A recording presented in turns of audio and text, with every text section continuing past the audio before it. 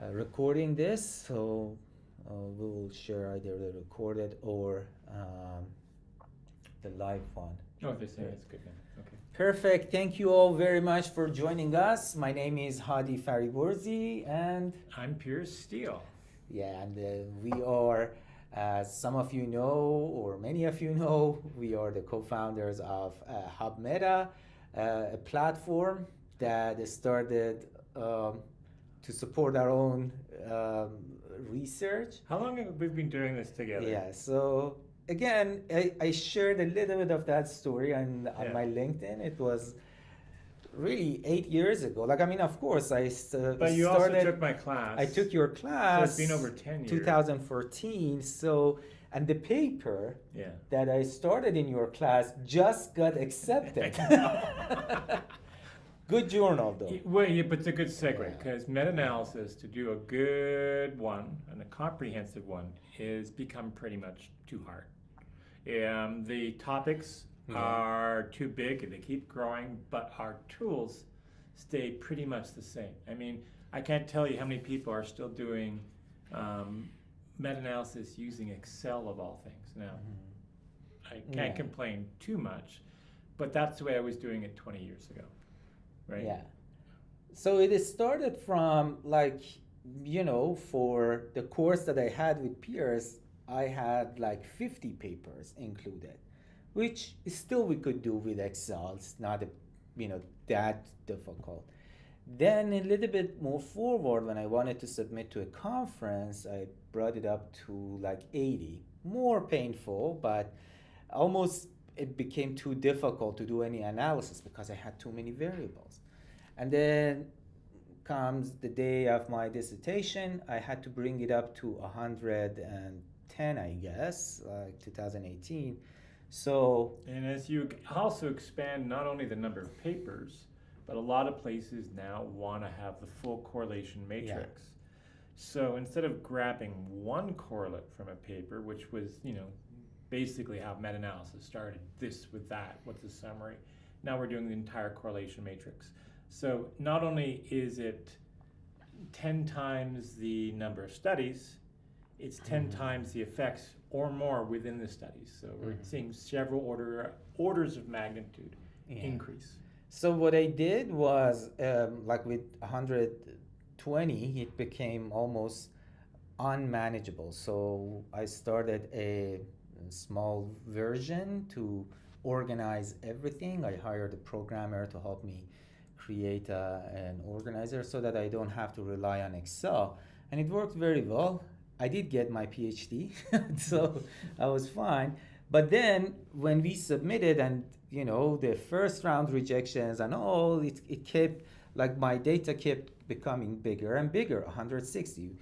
All the while, Piers was doing the sizes of like 500 and 1,000 papers in it. So together we decided, why don't we create something that can manage these large scales? Exploratory. Let's just see what we can do. Yeah. Right? Because I had tried dealing with software developers. Yeah. And I have to say, from a scale of 1 to 10, in terms of managing software developers, I started as 1 and I'm wasting way too much money because I got up to a 3. You need to be a 6 or 7 at least. Yeah. He was a 6 or 7. So I had an experience with managing software developers. So we put our minds and monies together. So we created the first version basically for our own research. But then, and again, the funny story is that it was not a completely planned thing. I was just standing in the hallway holding Hunter and Schmidt's meta-analysis book. He walked past and said, "What you reading? Do you have any questions?" I said, "Hey, why don't I show you this little thing that I built?" And he immediately said, "Okay, you want to do this, I want to do this, let's do it together," right? And so we started HubMeta. He wanted to name it something else. He still is insisting on it, but I think it's funny. Yeah, he wanted to call it 2Meta. Yeah. which I never got along with. So we picked HubMeta, so here we are. So we created that, expanded it, version by version a little bit, and then funnily enough, we kept finding that it's not just us who is using it, and then it kept growing and growing. Then we hired RAs, so I recorded a bunch of YouTube videos for them and to teach in our classes. And then suddenly we saw that, oh, people are seeing those YouTube videos. And then, one day we checked how many users we have, and it was about, 6,500, 6,000 something. And I think this really makes a difference because we're users. So it's a ground where we're dealing with other people users, and we get the feedback direct. So we're building it from the ground up. Mm-hmm. So we know where all the little pinch points are because we experience them. And our logic was if we could take 5 seconds off a paper when you're dealing with it, mm-hmm. and that's something worth doing because if you're dealing with thousands of papers, 5 seconds per paper adds up. So the versions of HubMeta that we created, let's go to the screen and see what we actually had. So here is an example. Piers, you take it away. Yeah, so we have a lot of different projects here. No, it's here. It's this one. Oh, it's that one. Okay, we're doing it that one. Okay, great. So we have a lot of different projects here. Some of them overlap, some of them that we don't. Like this one with organizational justice. So even with this platform, HubMeta, which has auditable character recognition, a nice flow through, we try to make it one stop for everything. This one, as you can see, had 34 different people on it. So it was our kind of attempt to do crowd coding, and we did it, more or less. It was still really difficult. As you can see, this was 3 years ago. We submitted it this year. But it was, in order to kind of get to this size, everything of organizational justice. And I think ultimately it was over 500,000 effect sizes for that was actually coded. It took a lot of hands. And I don't think this is simply a practical kind of way. Even though crowd coding technically did work, you really would need a postdoc several years. It would require a lot of infrastructure. You want to show the numbers? Yeah, sure. How many? Okay, so while it's loading, I will explain some of the reasons behind deciding to do the new version. So as you can see, this is taking a while to load. Yeah. And it's partly because the way we built it back in 6-7 years ago, or more.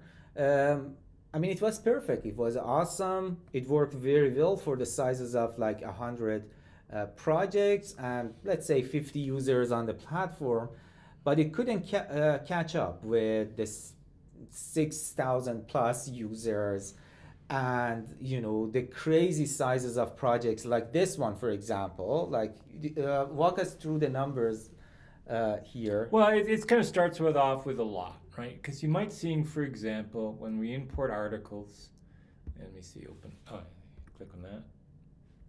Yeah. No, just import. Yeah, there it is. Yeah. So even these number of articles that be coming in, at the end, we have in total, I think we ended up with about 10,000. That number here, let's go to the title screening, we'll see it right there. Mac versus PC. Yeah. So I don't want to say old versus new, but yeah. So we end up with almost 10,000 papers after deduplication. Deduplication took a long time. Yeah. The deduplication algorithm that we see kind of around is mostly based around 1,000 or 2,000, not for 50,000. Yeah. And the number of our titles is now for this one to start screening is 10,000. All these things are difficult, or we've kind of grown beyond kind of the traditional architecture. Like even we may start writing a paper on that, like about how the Prisma algorithm, the Prisma guidelines, start from all the steps of toddler screening, full text screening, and whatnot. It was built for the days when we were dealing with 100 papers, 200, 300. The final sample of papers included in this one, like you can see our pipeline, it starts with 10,000, here 4,000 in full text screening. We'll go to details. Okay. Here it is. So here it is. So we go to 4,000. This is our Prisma. So top search is 19,000. Remove the duplicates. We have 9,000 something. Then 4,000 in full text screening. And in the end, 2,400, 2,500 papers included. So that means it's a huge sample size. And we kind of felt like, what is happening? Like every topic we pick and we do a proper search, we end up with a size, a crazy size really, like this. So that's not the biggest one either. You got one. I have 2,700. Yeah, you had to be. I bet you had to be me. I had to, yeah. Sorry. Again, not old versus new now. That's right. All right. So anyway, so the point here is, it just became unmanageable. Simply, like I mean, look how long it takes for us to just go from page to page, open up a paper and all of that. It's just because it was built with the technologies and everything that was just simply not built for this. And then the bottom line is that I don't want to show a lot here, but we had to pay for a whole lot of servers which were not being used efficiently. It was a whole lot of data happening. And they kind of call this type of development a kludge. In sense, it evolves more than was planned. Mm-hmm. So we, as people came up and gave kind of points, we try to incorporate them, sometimes one at a time, right? Yeah. We got a lot of feedback from some of you who are seeing this video live or later. We got a lot of feedback about like things such as, oh, it would be cool to add this feature. It would be cool to add that feature. And then, many of them made sense, and we slowly but surely we included them in the platform. So should we segue to the actual platform? Yes. I think that's plenty of introduction. Yeah. So I want to check that our YouTube is still going. Sure. Nothing bad is happening. All right, good. So with all that, without further ado, let's launch HubMeta Ignite. Let's open the new HubMeta. This is the platform. As you have seen, you can sign up easily here. Google login usually works better, although the other one also, I tested it this morning, should be fine. So you come here to the platform, and when the first time you come here, it's obviously no projects. So you start with creating your first project. You just give it a name and hit create, and that's it. Then we go inside each project. Oh, does that image get automatically created? No, but that's a good idea. Yeah, we can do. We can do these things. We can just ask, to add a little description, and then that's we can do. So here's your dashboard. We're still, thinking about what numbers would be best to show here, but so far I think this is fine. It's showing how many articles you have pulled, how many of them at what stage you have. And the concept behind this design is what we call the 4P. The 4P, which is like, instead of all these different steps and all these little sub steps and the mix of different things, which was the result of Prisma being such detailed and multi-step kind of thing, we try to make it simpler like this, where you have 4 main steps. Pull, where you pull articles from all different sources into the platform. you have pick, where obviously you pick the ones that are actually relevant to your project. Prep is where you extract and code and grab information from the papers and articles that you have included. And finally, push, where you just do some analysis, put things together, and just get it out of the system, right? So let's go through them one by one. Each one of these has substantial innovations and capabilities which the other platforms have yet to adopt. Yeah. Right. We have also, it's not just our own platform, we have tested many other platforms and stuff. So we hope we have integrated the best of the best. And of course, we thank you who are watching this, because hopefully you are going to join us to be a beta tester, or later on just a user of HubMeta. And we are quite open to any feedback, any new feature, or anything that you feel is missing or is not working the way it should be working. We are a very small team of developers, which is how many working on this? It's a team of one. So whatever new feature, whatever new things that you want, we can actually try to incorporate and try to see if there is an issue, if there is anything. We have also a team to help us figure it out and work. So they're asking, do we have a paper about the 4P method? Not yet. Not yet. It's pretty new, so not yet a paper, but we will definitely draft one very soon. So it starts from import. So actually, I like to start from the search. So here in search, this is like also from the many workshops that we have taught on systematic reviews. Here you describe your research, like impact of social media on mental health. And this is just using AI to help you generate the keywords you want.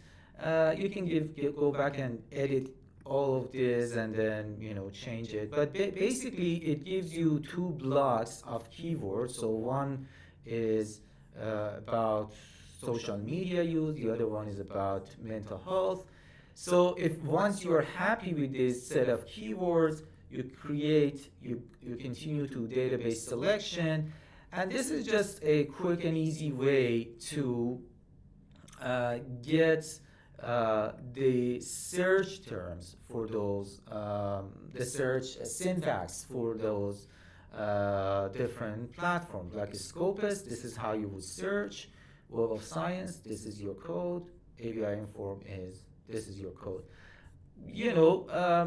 In the future, we are thinking about integrating it directly with some of them to actually pull information from them. But the biggest ones are not, we haven't been quite successful in convincing them that, they should be more open. Yeah, this is to provide their API. Essentially what we're doing. We're doing an aftermarket fix.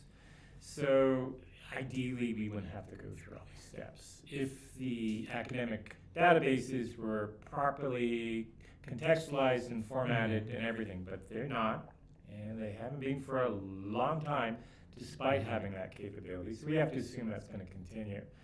But there's a whole bunch of things we can still do. For example, even at the end of the search, we can actually use all the ones you have acquired and rejected to actually see if they can devise, let's say, a new search term, like a cited reference search. Yeah. Which you can So you can keep going back. So it does start with import, but then later on you can see, okay, it's been 2 years, I need to update this. You pick another file, add it, remove the duplicates, and then you have, just the 10% that has been added to your data.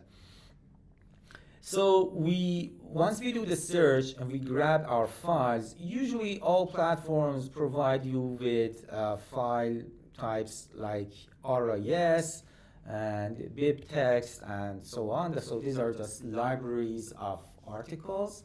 And in this case, so far we just have the RIS method uh, allowed, but definitely in the next iteration we can add bibtext and the other one. But RIS is the most popular one. If you have it in another format, you can just take it to Zotero or EndNote and then export again as RIS. So you upload your files. Obviously, you pick the RIS files. Here they are uploaded, and then you, once you are there, the first thing you want to do is to remove duplicates, because you use the same keywords for multiple different search platforms. So there is duplicates inside those files. So the way the application works, it's inside our Streamline page. So I already have some duplicated files. Let's not work with those. You pick the ones that you want to remove duplicates from. You click on the duplicate file, and it will go through that. So again, here is like I have 28,000 here and 8,000 something in this one. In many of the algorithms for deduplication that we have tested, they just cannot handle these sizes. Like it's not even the largest. Like I have another big file that can be added, and it would be like 80,000, 90,000. You are removing duplicates from those. So it's for sorry, this is what we saw this morning. So the thing is, when you have a whole lot of articles, many of the deduplication algorithms that used to work very well before, they just simply fail, because it's a whole lot of fuzzy logic, pairwise comparison, and it would be like, I mean, if you have 10,000 articles, it's still a manageable size. But with 80,000, it becomes exponentially bigger to run any of those algorithms. Yeah, in my opinion, this should be just a commodity. Everyone should pretty much have the same duplication. I was actually part of a consortium where we kind of gave all of our deduplication. I tested it, and my understanding was at the end we were going to share all of our code. Nobody shared. So, yeah. But there was another group, dedupe. Yeah, bib dedupe was the one that we got inspired by in creating our own algorithm. You can read exactly how we remove duplicates, what is our algorithm to remove duplicates, because you might need to report it in your final article. Again, the problem is that many of the great algorithms like bibdedupe work very well with 10,000 articles, but when you want to run them with 80,000, it just like becomes so cumbersome. It just cannot handle that. So we had to create a simpler version. So here it explains how it works. So after this, you select the file that you want, like this is the deduplicated file, and then you click on merge to project. What this does is that it actually sends the all the articles, like the 61,000 of them, into the next stage. I will not run that now, but I've tested it, it works. It sends it to the next stage, which is title scan. So let's go to title scan and see what we have here. Here, the idea here is to say yay or nay, included, this paper is relevant or not relevant, just by looking at the abstracts, right, and titles. So again, when your size is like 5,000, 10,000, you would hire RAs, or you would do it yourself. We have done it all versions. Like when our size was like 2 to 3,000, we would do it ourselves. But when we became 10, 20,000, we hired RAs to go through all of that. But what if when you have like 40,000 deduplicated items? Like it just becomes easily 3 months of your project, and it costs a whole lot, because then you have to assume that one thing that I always wondered was that when I was doing it myself was after you do about 100, it's almost um, not optional that you lose focus. You cannot keep that sharpness after a few hundred that you have done because, it's just a repetitive task. Any human being's mind just becomes, exhausted after a couple hundred. So we've continued by with the machine learning Yeah. solution, which is fair. We want to upgrade it a little bit, Yeah. add a stopping rule, Yeah. which is not hard to do. It just hasn't been done. Yeah, so here in this page, so of course you have filters and whatnot, that's not a big thing. But the real AI asset that is added here is you give your votes, like inclusion, exclusion, on a couple of them. And then what you can do is you can click on this AI rank function. So what this does is that it reads all the thousands, converts them to a vector, and then makes a similarity comparison with the ones that you have said yes to. So imagine you have a pile of yeses, a pile of no's, and a pile of unscreened.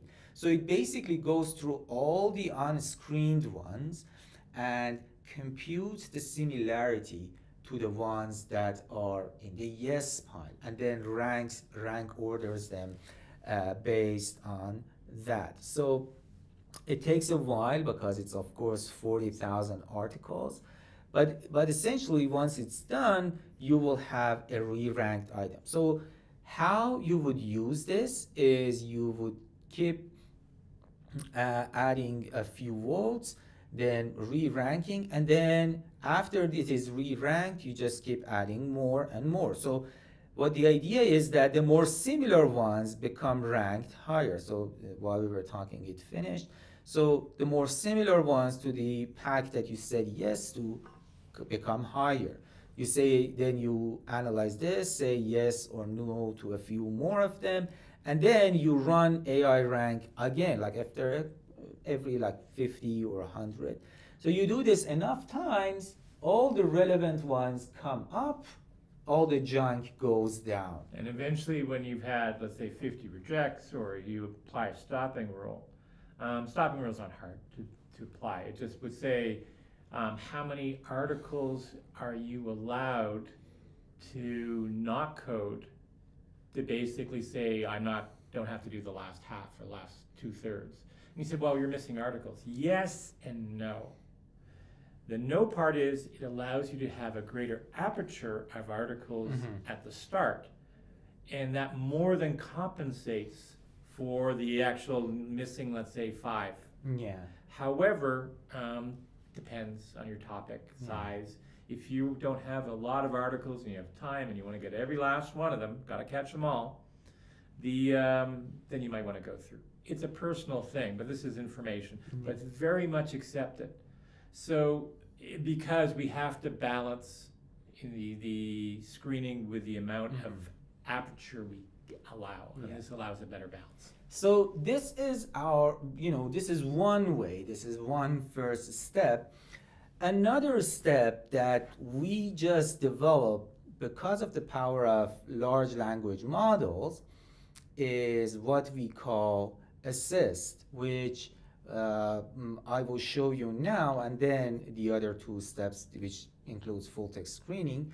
So what this one does, so again, remember this AI rank here is just similarity checks between abstracts, right? Now, what if I don't want to just use a stopping rule, or maybe I don't want to hire anyone as an RA. What if I could do like 10 RA bots that would just go through all of my articles and say yes or no, and then I would see the average. Sounds like right? something AI can do. It's this Yeah. language, and this is So here, the first step, so you go through to our assist, and then you describe your inclusion exclusion criteria. Usually, you want to spend some good time here to make it very clear what the inclusion exclusion criteria is. And here is like studies that look at internationalization and have. I'll tell you a little bit of a shortcut. You grab your search criteria, which is related to your inclusion exclusion. You put that in an AI and say, make this into an inclusion exclusion criteria for a meta-analysis, and then small hits. Here it is. That's the AI. Yeah. You didn't see this, I guess. Oh yeah, that's because here you put it there. You say generates criteria, and it generates the criteria. yeah, but I'm for saying you. in that you could put in Oh, your yeah. search. We can do so here exactly. So here in this, you can just say this is my search topic, and it generates the criteria. I have, the background prompt is elaborate to create and has examples of how to create inclusion exclusion criteria. Here it says inclusion needs to be these items, and I can manually delete them or edit them. And here are exclusion, things that should happen in a paper or an article to be included, things that you would look at to get them out of your inclusion. And you can add another set. So here I can add another set of inclusions, because let's say you have, in an ideal world, let's say you have a team of 20 people going through all your articles. To one of them you give, okay, you look at this specific thing, like that it has to be quantitative, or it has to include these words, or it has to have this. So that's your inclusion criteria. Then another part of your team would have another set, right? So after, you can easily generate another set, and then in the next step you can add different bots. So here for the first inclusion criteria has one. The second, let me just add another set so we see how this works. So this creates another set. So that's set number one, set number two of inclusion criteria. And next, here you see that in this one, and for this one, I can add more bots, right? Like, let's say 3 different bots, and these are, hopefully you find them cute names for the AI bots that you assign to go through all your articles, the language model that they use to do that, and you can add more specific instructions to this bot. Like, it's like you can imagine all these bots as RAs that you have hired, and then you say, hey, you make sure you don't make a mistake of, like, let's say if this is about methodology, you say, hey, if they just say quantitative, but you didn't see enough numbers and tables in the paper, don't. Or if they didn't mention anything about the sample size,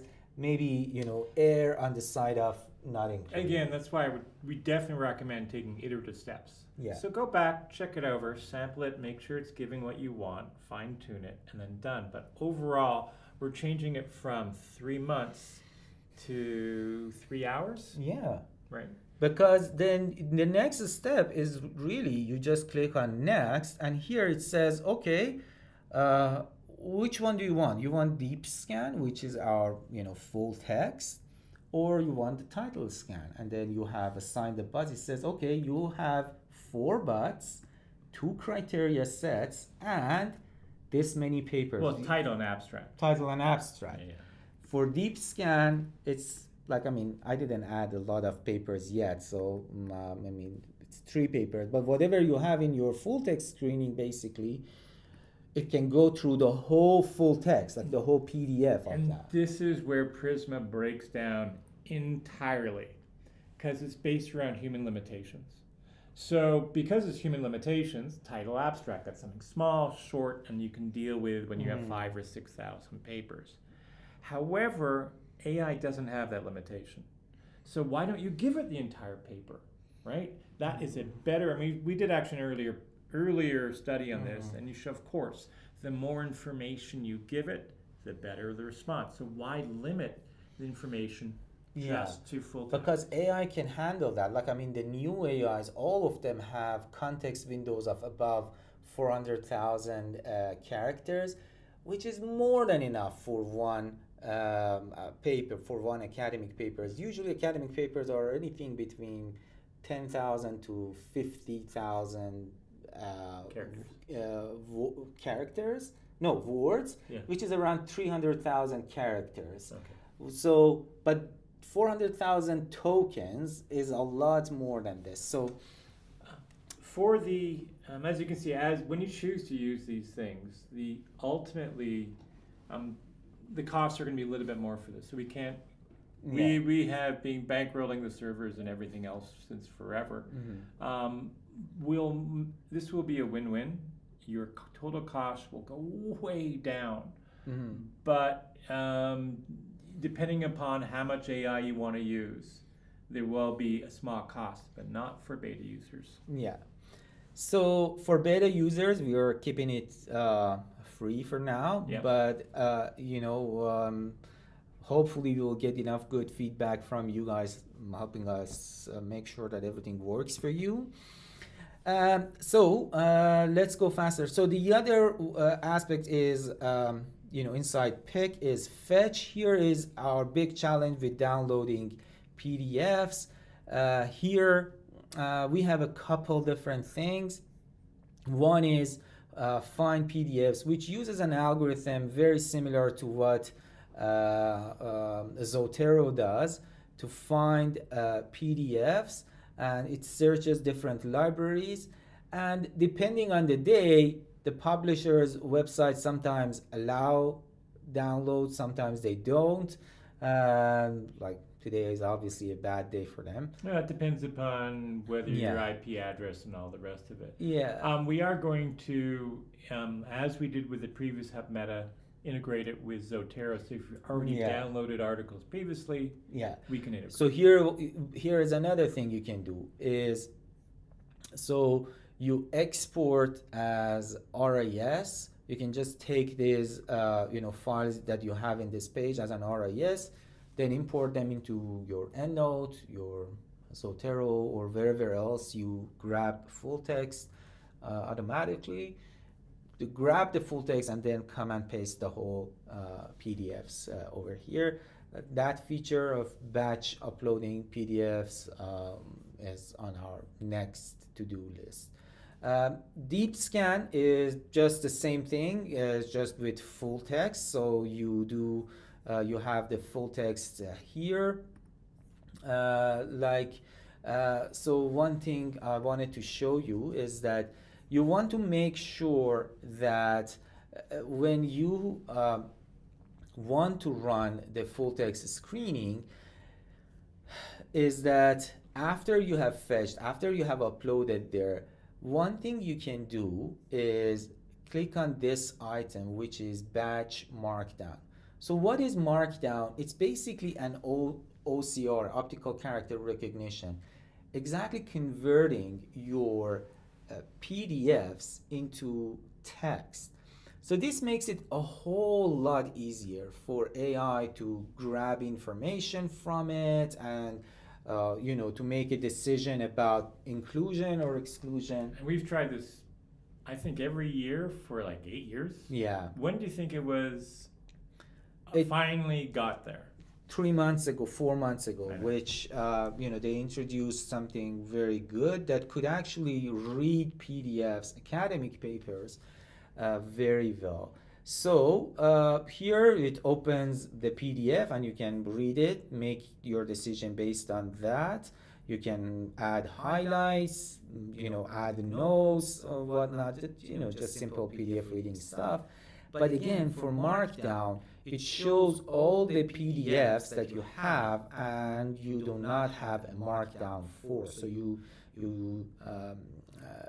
generate the Markdown, it grabs the PDF, does an OCR of it, converts to Markdown, and saves it on our platform. Of course, it takes like a couple seconds for each PDF. But you have thousands, you do it at night and be done. Yeah, it's all background job that we do. So you just put it there, go grab a coffee or something. Right. 1 hour later, everything is done. So then when you have it here, you go to, so now that you have done your deep scan, which is full text screening, you grab your PDFs, you run it through all these different steps and pick the final sample of articles that you actually want to grab information from. That becomes, you have done pull, you have done pick, now prep. So with prep, you start with a catalog. So this is the catalog of papers that you have. This shows it has a PDF file. The green one shows it has a Markdown file. You click on them, it opens the PDF, loads it from your server. You can click on the Markdown, yeah. And then you can click on the Markdown and see how, the text. So look at that. So let's just do this again. This is the PDF, and this is the Markdown. So you come down here, see how great the text reading of that PDF has been. And I tested this with some weird PDFs too. It used to be so awful. I mean, a table and it'd be, Yeah. or remember they have overlays Yeah. of the original text with the it's terrible. It even grabs the tables separately. Like, perfect reading of the tables. I just have to, grab them better. But you can actually save the table as a CSV. Like, that was just the table that was read directly from the article. Anyway, so we can do, it shows the figures and whatnot, everything in that paper. So that's that really helps you in grabbing information. So grabbing information, so this is our viewer module, which shows all these things, then comes pretty quickly to our codebook. So codebook is where you define the items that you want to extract data from, right? Like, we have two concepts. So each project has its own templates. At first, it's empty, but we will define more and more HubMeta level, like these global level sample templates, which we think many projects would need. Like this one, for example, is sample information, like sample size, correlation type, mean age, and whatnot. And we did a review over 100 meta-analyses, and typically the number of coding fields that most people want is very, very limited and predictable. Yeah. So we did that for the study, right? Like, the fields that are actually extracted. So we can we'll use that to define more HubMeta templates. So this one is, like, for example, independent variables, dependent variables of this paper. So basically these are HubMeta level templates. You can just click on this one and copy this into your project. It will show up here. Whatever shows up here into your project templates is what you can extract data from. Again, you open a paper. It has a side-by-side view where you see the paper on the right and the template you want to grab data from on the left. Let's say you open sample information. This is, I had already extracted data for this one. So you can just go and read it, highlight it, add notes just the way you do it traditionally. If you want to do it manual, like go and find the sample size, put the value here, and hit save. Or you can ask the AI to grab this information for you, right? So here you can grab information for a specific field, like this one, or you can add you use AI extract all to extract information for all the fields in this template. Now, like everything else, even when you're using trained RAs, you don't achieve 100% accuracy. No. So how accurate would you say this one is? Okay, it's actually a very good question. I have added this little explainer right next to it, is that models have different strengths. I spent a lot of time playing around with these models to see which one is better to do what. And it's funny, some models do very well on extracting some things, like let's say, a small sample size type, like, okay, what is the exact number? What is the exact number of mean age of participants? Or I'm giving you two options for the ethnic group, Asian or white, like which one is this paper working on? Some models, like for example, Quant3 Coder does very well with those, right? Funnily, GPT-4o does not do very well in this. Even GPT-5, it has, I wasn't quite happy with its performance. I'm guessing it's just iterations. Whatever new AI model that comes on board, we will quickly integrate into that, because it's just like within a week. Perhaps even like within hours, because if I am awake, I see the news. Well, we can do it within hours, but we might take a week to get us those out. Yeah. But it's so what we're saying is that it's very easy to integrate new models. So whatever the accuracy level, your question was the accuracy level, whatever the accuracy level is, it is right now, August 22nd of 2025. In a month, there would be 10 different new models. One of them would perhaps do fantastically, and there's no issues at all. They've experimented with different ones, a little bit more expensive, a little more evolved ones.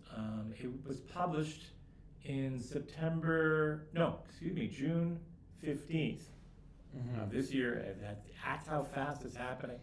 And they actually showed the extraction was better for the studies they looked at compared to the coders they had. So right now, the extraction is better than the typical trained coder. Yes, and one thing that I have faced again and again is consistency. Like you have coders, and then, for projects of big size, like 2,000, you cannot have one coder do the whole thing. You'll have multiple, a team of them. And then your consistency goes out the window. So at least with AI is that whatever this is getting, it's consistent. So here, let me show you, let's say, for example, I pick this model, I click on AI extract all. What it does is that it sends the markdown, the text version of the paper to that, and it sets the values. It grabs the values and puts them inside my field. So right now it's getting the same information. But I can keep trying with different. Can we consider doing multiple models at the same time and seeing if there's intermodel consistency? Yeah. So if all of them are actually converging on the same number, that itself is reliability or validity. For example, I don't know if people noticed or not, but this thing, for example, population type was something when I used Quant3 Coder, then Gemini, grabbed the same sample size, but a different thing here.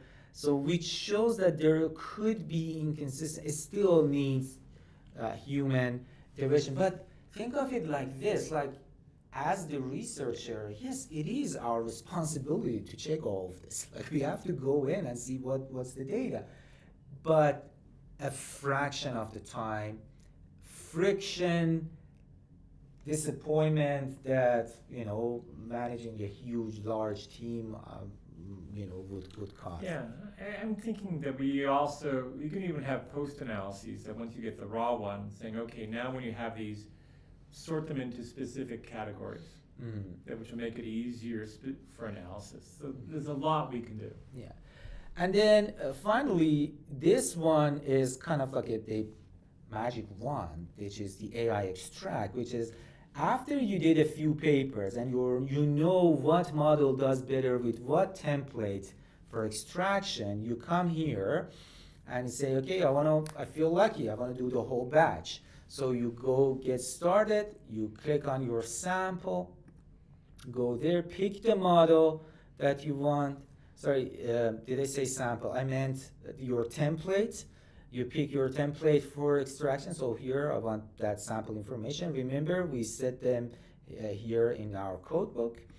Then click on continue, pick the model that you want, and again continue. It shows the eligible papers, like the final sample that you selected. You can select all or some of them, and continue. It says, hey, you have selected 4 papers, a total of 7 fields in one template. Your model is Quant3 coder, so that means around 28 extractions. I'm guessing it's gonna take around this much time for this to run. And then a fair use policy warning. Yeah, because this is AI. We're kind of nervous, Betaway. It's the only thing. How much exactly are you going to extract, and how many people are going to be doing that? Yeah. It's kind of like we might have to revisit this, but we think we're okay. I think we are okay. Unless somebody just wants to come in and just. Yeah. By the way, we'll be able to see that person, so we'll know who you are. Yeah. We'll have a little conversation. Yeah. So then we start the AI batch extraction. It starts. This is the steps. It preps the data, and then it shows. It's again. You can go back and come back. It runs as a background job here. It shows. Okay, so 1 paper out of 4, and then keeps going and going. Okay, so you see, this was how much it took to imagine opening a paper. This was my daily talk with my coders. Like, how many could you do today? Usually, it took between 2 to 4 hours per paper to properly open it, read it, understand it, extract data, make sure it's all there. And here we are. It's still with all of those hours, we as the researcher had to go in and double check the data. We had to make sure that, because then we are publishing it. It is our responsibility. The buck stops with you. And so there's still going to be the duty of care and verification. But this should eliminate months of work. Months, like 90% of your work time. Yeah, this is not months or 90% of your work. We have a lot of examples because we have done it the traditional way, the not so much traditional way, like all of them. We have all the numbers of how long and how much money it actually took us. Just to give you an idea, in a very, very efficient, using international coders, using all the good ones, in a very efficient project that had a final sample of 600, it cost us around $30,000 to collect the whole sample and around a year of work. That 30,000 was distributed between all those RAs and everything, so it's a whole lot. So as you can go down this path, you want to extrapolate just a few years in the future. Of course, the extraction is good now. In fact, it's great now. It will get even better. It'll get cheaper, faster, and more used, which means that it is a limited amount of time before, I would say, every topic is meta-analyzed. Yeah. So let's do the final steps. We are still adding analysis and share here. The big thing is taxonomy. We have thousands of measurements, thousands of them usually in a topic. Like this one for the paper that was just accepted, 2,000 measurements, a small one, relatively. So first things first, on this page you have different views, like this one is the explorer view. This is like shows them like a table, sort them by different things, and then a tree view which shows them like a tree. And then you can import them. Of course, I haven't sat down and entered 2,000 entries myself. You import from a CSV file, and it's pretty easy to do that. So let's just find. You're importing from the old HubMeta. Yeah, I'm importing from the old HubMeta. Like let's pick this one. Like here, for example, you see that from whatever CSV you have, you pick the columns and match them to what we have. So we need a name and a definition for that, a type which could be a construct, measurement, or MC, whatever you've written. And then if there is a parent to that construct, and then all of that, and then you hit start import. I don't want to use that because it will mess up my taxonomy, but with that it just takes like, I don't know, like 20 seconds to import thousands of measurements into your library. But what if I have two scales? How do I know that they tap into the same construct? Okay, that's the big question. The thing is, usually for whatever you're measuring, there are many different measurements, right? Like I have picked two examples, very clear, like firm age, firm size. Firm age is very simple, like how many years they have been in business, right? You think it would be like maybe 1-2 measures, two different ways of people have measured that. We will see soon how that works. Like in the final sample, we had 60 different measurements, or more than 60, for firm size. Yeah, for firm age, 100 of them. And I'm updating my procrastination one. And yes, I have been putting that off. It is ironic, I know that. But there's over 260 measures of procrastination, Yeah. which is insane. Yeah, so what you want to do is to put them all in the same bucket, in the same cluster, so, and then attach them to the parent construct. So you have different measurements, you group them together to a parent construct. So here is what you do. It's a 3-step thing. You go back and forth again, but a 3-step thing to assign them. First, you start with the constructs that you know. These you are the person, the researcher is the best person to define this because you know your literature the best. Like let's say here, I will just add a new one here. Let's just say international speed, and then here the definition is how many years since inception until they expand internationally. Very loosely defined, right? No worries, there is an AI here that can improve this definition for you. And then you keep creating seeds. Seeds is like, your first seed of constructs that you will want to work with. So you keep adding that, so you have different constructs. And then once you have, the main ones, the ones that you are sure that these constructs should be there, you add them here. And then, of course, the better the definitions are, the better the system works. You come here. So what you do here is you run different algorithms for similarity. So here, the first one, you start with a simple one, which is TF-IDF. It just looks at like the thousands of measurements and says, okay, so let's find all the ones that are similar in meaning to firm age, right? So you run that and it generates suggestions. It takes a few seconds, not that long. And it says, okay, so firm age at first, like these could be ones that you want to consider. Yeah, this is a very conservative choice. Yeah. It'll have, I mean, basically they're using the same words, not even synonyms. Yeah, so this is basically looking at the definitions and keywords and just similarities. This is the very basic ones, but of course the fastest one.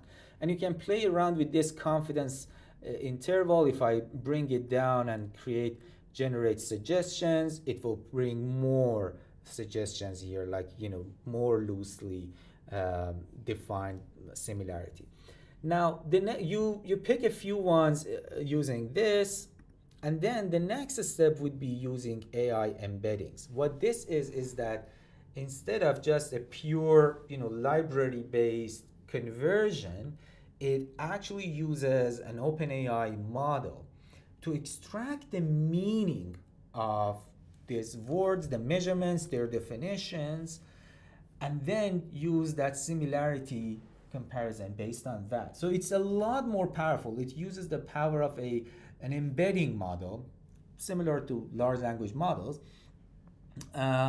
uses the powers of an embedding model to convert your text into vectors and then calculate similarities based on that. So the first time you run this, I don't think this is the first time for this project. The first time you run this, it has to generate those embeddings. So it takes about 4 to 5 minutes for it to run all the embeddings. But as I said, this was just reading from cache. After you run it the first time, it will be stored in your database, so you don't have to reproduce this and wait 4 or 5 minutes again and again. So here you see that I have a whole lot of different things that my simple keyword search didn't pick up. So all of these measurements, you remember I said 60 different ones? It picked a whole lot of them, right? And then what I will do is I keep adding them, except. So this becomes the first seed and the first measurements that have to be included. So this is really important because if you don't know what you're measuring in meta-analysis, it's garbage in, garbage out. You're just getting a hot mess. But so the traditional way, again, that we did this was through content validation. Mm-hmm. And we would pair up and we would go through the scales and independently we'd say yay or nay, and with the degree of certainty. And then we would keep the ones that we thought. Or you would close the aperture to make it more simpler for yourself and saying you only use the top 5 scales, right? Yeah. So I wanted to show you something like that international speed that I defined using AI embeddings. You see we're over a bit. It even picks up a few things like age at first internationalization. It's not defined as it doesn't have the word internationalization speed, but if you are in my literature, you know that yes, that's exactly what it is. Like many people define age at internationalization as the international speed. So it knows very well. So it's not keyword matching, it's meaning matching. So this again saves I would say 3 to 4 weeks. Yeah. But depending upon the number of constructs. Yeah. After that, you still have a whole lot of orphan measurements, like the measurements that are just a mess. You haven't assigned them to anything. You don't know why they are coded. Now you want to find clusters of meaning, like put them into clusters that show you what it says. And this is really the final bits that we have to show. Different algorithms to find those similar clusters. It takes about 10 to 15 seconds, sometimes more, to generate those clusters. But what's happening in the background is that it goes through those thousands of measurements, puts the ones that are more similar in meaning into meaning clusters. Let's go through a few of them. For example, here, this one is interesting. If I click on that, so by the way, there is a visualization. You can see that closer ones have this similar color. If I pick this cluster, it's things such as country risk, credit risk. And then we go, how is it picking up me here? That was pretty interesting. So all the items that are in this cluster are showed here. You can kind of feel like it seems to me something like orientation, entrepreneurial orientation, or risk taking, risk tolerance, or something like that. That's a guess, right? But this is 81 items. How do I make a good guess? I can go to generate construct and ask an LLM, pass all these 81 items to it, and say, hey, please suggest a few construct names and a definition. Or you could go back to the beginning and seed and said, I like this idea of risk tolerance. Let's make that formal and extract those. Yeah. So the way we work with this is that we pick one of these and this definition, and then create construct. This adds it as a construct to your project, like you save that node. And then really the good way is to come back to seeds. I think we need to refresh. You come back to the seeds, and then this will ultimately show up here. And you then pick the newly defined construct, and then run this whole suggestion things all over again with that. Ideally, in a perfect world, we would be in a science that has a taxonomy. We don't. So every meta-analysis has to recreate a taxonomy. Again, insane. But here we are. But we're now kind of on the verge, as you can see with these tools, of being able to create a taxonomy for the field. This is not the only, this is an amazing tool. It's even, but there's even other ones you can supplement, like with other people who are using. So we'll continue expanding along these lines, but again, huge time saver. Yeah. So finally, you want to export whatever you have done. Like this one, for example, all the papers, like all the 40,000, 50,000, you want to export the whole thing.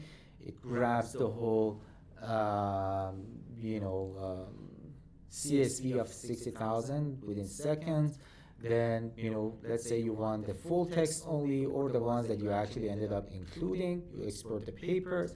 And then here is the data that you actually extracted. You generate an export, and then it creates that extraction for you, and then you take it out, and here, download. You take it out, and then do your analysis with them in R or... Yeah, we're not providing a stats engine because it's best to actually do it in the one. There's just more options, and you can create the code like that. We'll give some example code attached to this that you can just run in our... Yeah, so basically what we are imagining for our analyze page is, a little bit of analysis there, but mostly example codes, where you can say, okay, this is how we got out of HubMeta, and then this is our analysis to generate this table, that table, this analysis, and that's it. So that's basically all the features we have so far. A few quick ones.